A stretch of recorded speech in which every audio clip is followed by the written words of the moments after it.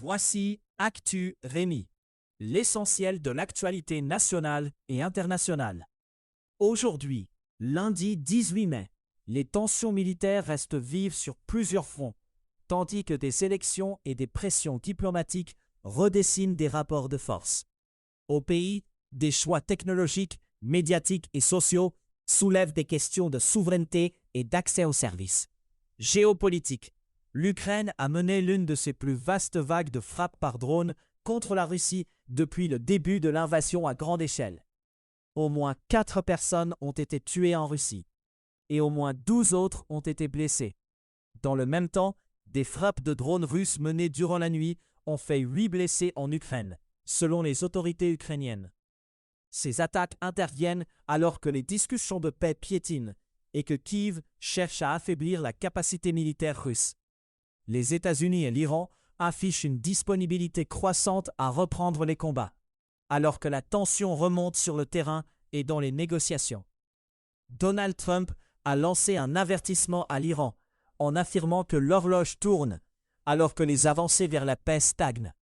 Des médias iraniens rapportent que Washington n'a pas proposé de concessions concrètes en réponse aux dernières propositions de Téhéran. Téhéran affirme avoir répondu à une nouvelle proposition américaine destinée à mettre fin à la guerre.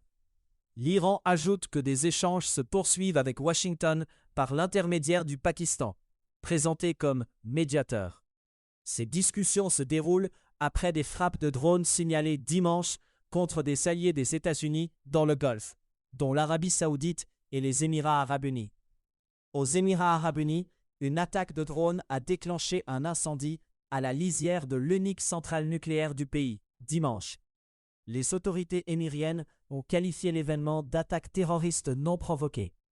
Aucun acteur n'a revendiqué l'attaque, et Abu Dhabi n'a officiellement accusé personne. Les Émirats ont toutefois récemment accusé l'Iran de lancer des attaques de drones et de missiles, sur fond de tensions liées au détroit d'Ormuz. Ce passage maritime vital pour l'énergie se trouve sous une forme de blocus naval américain, selon les informations disponibles. Au Pérou, les autorités électorales ont confirmé la tenue du second tour de la présidentielle le 7 juin.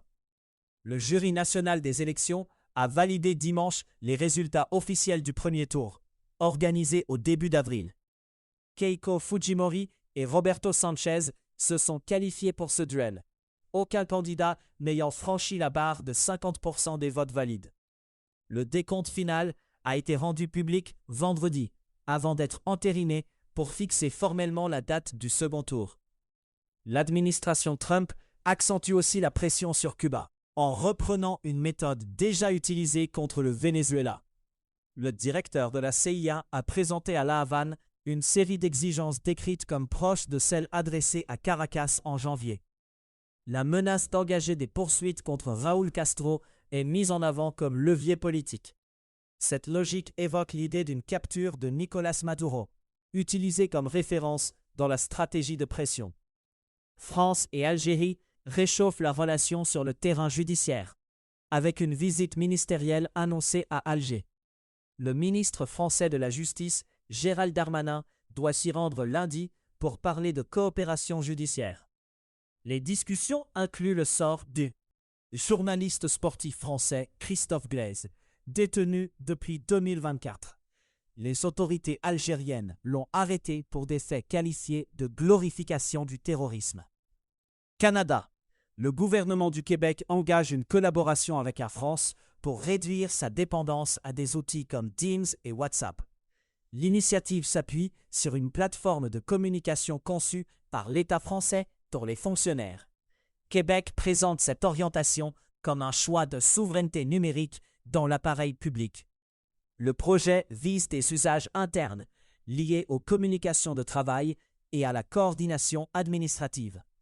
Le nouveau Parti démocratique veut faire de la méfiance envers l'intelligence artificielle un axe politique pour reprendre du terrain. Les néo-démocrates misent sur ce dossier pour se distinguer des autres partis. La stratégie s'appuie sur les inquiétudes du public, notamment sur la confiance, l'encadrement et l'usage de l'IA. Le parti cherche ainsi à imposer un thème de campagne où il peut proposer un cadre plus strict. de grands médias décrivent leurs difficultés face à la concentration de la propriété des technologies numériques. Le secteur cherche un modèle d'avenir, tout en tenant les réseaux sociaux à distance dans certaines stratégies. Les enjeux évoqués touchent la distribution de l'information, les revenus et la dépendance à des plateformes dominantes. La question devient aussi institutionnelle, avec des choix d'accès au public et de contrôle des canaux de diffusion. Le Québec voit s'assombrir le parcours de nombreux étudiants étrangers, avec une chute marquée des inscriptions. Dans certaines universités québécoises, les inscriptions d'étudiants étrangers ont diminué de moitié en 2 ans.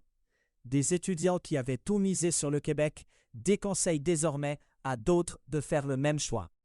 En France, des candidats disent ne plus se sentir bienvenus dans la cabane universitaire qu'ils imaginaient rejoindre. Le phénomène touche l'attractivité du Québec et la planification des universités qui comptent sur ces cohortes. La date butoir approche pour réclamer une indemnisation dans l'action collective contre les compagnies de tabac au Québec. Des milliers de Québécois, fumeurs, ex-fumeurs ou héritiers risquent de perdre leur droit de réclamation s'ils tardent. Certains pourraient obtenir jusqu'à 100 000 $ selon leur admissibilité. Le message est concret et immédiat. Vérifiez rapidement si l'on répond aux critères avant l'échéance. Science. L'Organisation mondiale de la santé a déclaré une urgence de santé publique de portée internationale face à l'épidémie d'Ebola en Afrique centrale. L'éclosion touche la République démocratique du Congo et l'Ouganda, avec une concentration des cas en territoire congolais. Les autorités de santé ont recensé 336 cas suspects et 88 décès, selon un bilan communiqué durant la fin de semaine. Un autre décompte fait état d'environ 246 cas et 80 décès, ce qui illustre l'évolution rapide des chiffres de suivi. 2 cas ont été enregistrés en Ouganda, tandis que les autres cas se trouvent en République démocratique du Congo. L'agence onusienne précise que la situation ne répond pas aux critères d'une urgence de type pandémique. En Californie, un jury doit délibérer dans un procès majeur lié à l'intelligence artificielle, opposant Elon Musk à OpenAI. Il s'agit du premier grand procès de l'IA à se rendre devant. Un jury dans la Silicon Valley. Elon Musk reproche à OpenAI d'avoir trahi son mandat initial à but non lucratif, après une montée en puissance massive. La plainte décrit OpenAI comme devenu un géant valorisé à 850 milliards de $. Musk affirme aussi qu'une donation de 38 millions de $ aurait été utilisée de manière inappropriée. L'issue du verdict est suivie de près, car elle peut influencer la gouvernance et le financement de l'IA. Climat. Lisbonne a lancé un chantier de méga-tunnels pour mieux résister aux inondations. Le projet dépasse 250 millions d'euros et transforme en profondeur les infrastructures souterraines de la capitale portugaise. L'objectif est de réduire les dégâts lors d'épisodes de pluies intenses, avec des ouvrages capables d'absorber des volumes d'eau importants. Monde. Aux Pays-Bas, le navire de croisière MV Andus est arrivé à Rotterdam pour être désinfecté après une éclosion de hantavirus. L'épidémie à bord a déjà causé 3 décès et elle a déclenché une surveillance internationale. Les autorités préparent des mesures de quarantaine pour les personnes encore à bord, en plus du protocole sanitaire au port. 27 personnes restent sur le navire, dont 25 membres d'équipage et 2 soignants. Au Royaume-Uni, 9 citoyens britanniques liés à ce navire doivent rentrer, ce qui mobilise les autorités de santé.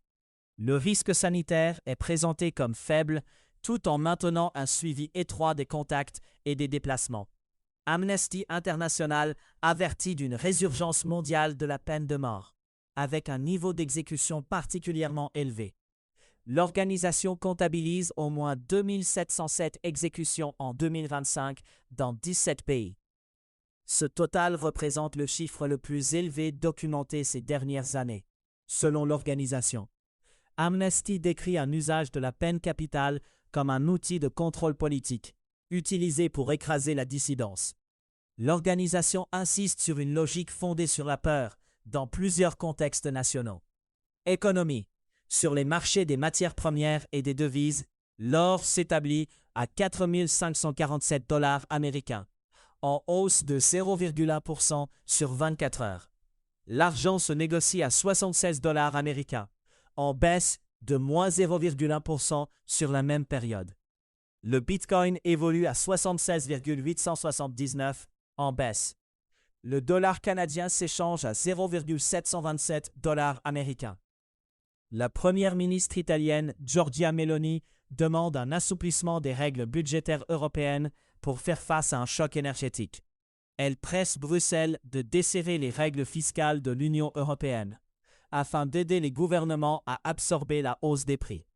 Giorgia Meloni a écrit à la présidente de la Commission européenne, Ursula von der Leyen.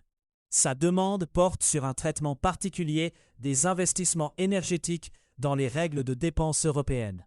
L'argument avancé vise l'impact économique d'une guerre impliquant l'Iran et d'une flambée des prix de l'énergie. Au Royaume-Uni, des organisations de défense des patients menacent de poursuivre le gouvernement au sujet d'un accord sur les médicaments liés à Donald Trump. Les critiques visent un arrangement sur les règles de prix des médicaments du NHS, dans le cadre d'un accord commercial États-Unis-Royaume-Uni. Le groupe Just Treatment et l'organisation Global Justice Now ont écrit au nouveau ministre britannique de la Santé, James Murray. Ils accusent le gouvernement de violer un protocole parlementaire en modifiant des règles pour répondre à des exigences de Washington. Un règlement a été adopté le mois dernier et il confie à l'appareil de santé un rôle dans la réécriture de règles de tarification. Cette contestation ouvre la voie à un bras de fer juridique, avec des effets possibles sur un pilier de l'accord commercial. À savoir aujourd'hui, le 18 mai 1804, Napoléon Bonaparte est proclamé empereur des Français par le Sénat conservateur. Le 18 mai 1980, le volcan Mount St. Helens entre en éruption dans l'État de Washington. C'était Actu Rémi. Merci de votre écoute.